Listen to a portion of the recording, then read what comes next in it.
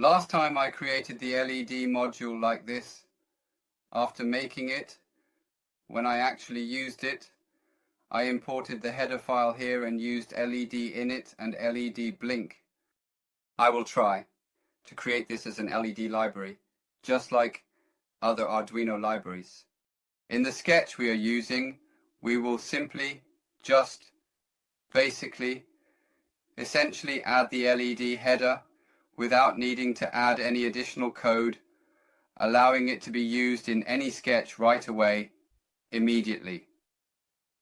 As explained before, in the case of Windows, there is a folder called Arduino inside the Documents folder, and for Mac, there is also an Arduino folder within the Documents. Inside that Arduino folder, there is a library folder which contains the Arduino libraries. Now, I will create a folder named LED here. After creating the LED folder, I will make use of a different editor to continue. At the moment, currently, I am inside the LED folder, and I will create another folder inside it, starting with the SRC folder. I will set up the SRC folder and name it LEDC and LEDH, exactly as we did previously, just like we did before. Then I will reduce the size and transfer the content from the header file as we did last time. Please copy this and save it, and then add the LEDC to the source code C file. The LEDC and LED header files we worked on earlier will go inside the SRC folder within the LED library folder. This way, the code is now ready. Next, in the library, I will explain something that is not originally necessary, but just in case. We later assume that we register it on the Arduino side. I will add a file here at the top of the LED folder, above the SRC folder. Right now, I have created a file named library properties directly inside the LED folder, not inside the SRC folder.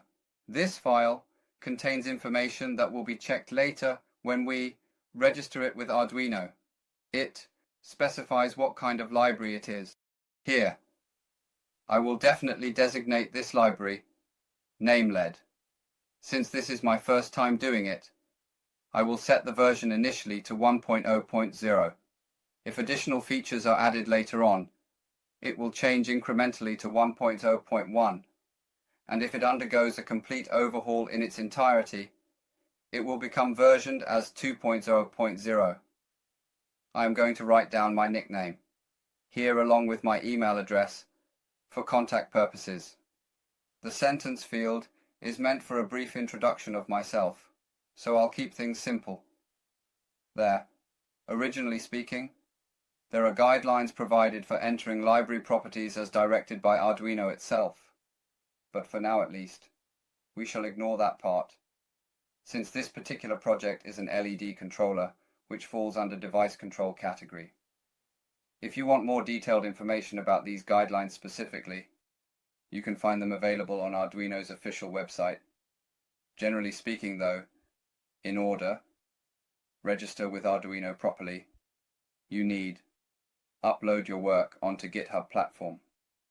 But I'm not going explain how to upload GitHub right now, so instead just include personal profile page here. Originally, if you included it, it would be something like LED, and I assume that the architecture will work with all Atmel, ST, or TI devices. If you set up the architecture like this, the file containing the library information will be ready, but you will need another file as well. If you enter key was txt in the same location here, when you return to the Arduino side, you will see that the color highlighting is all done. It's structured like this: output, row, and so on. Settings like uint8t and data type can also be configured on the Livroid side. First, Configure the settings using the LED keyword, and then proceed to the next step. You see the LED in it, right? I'll explain while looking at the file. As you can see, there is the LED in it, right? In the case of keyword 1, you input data types and such, like init keyword 2, LED boolean keyword 2. This includes additional details about the data types and their specific uses in various scenarios. As for classes, since I wrote this in C, it's not a class, but if I later write it in C++, then it would be a class type created as an instance. You can put the class name here, and you can also put the library name. I just intentionally put the library name in. I set it to LED, and then here are the commands of the class.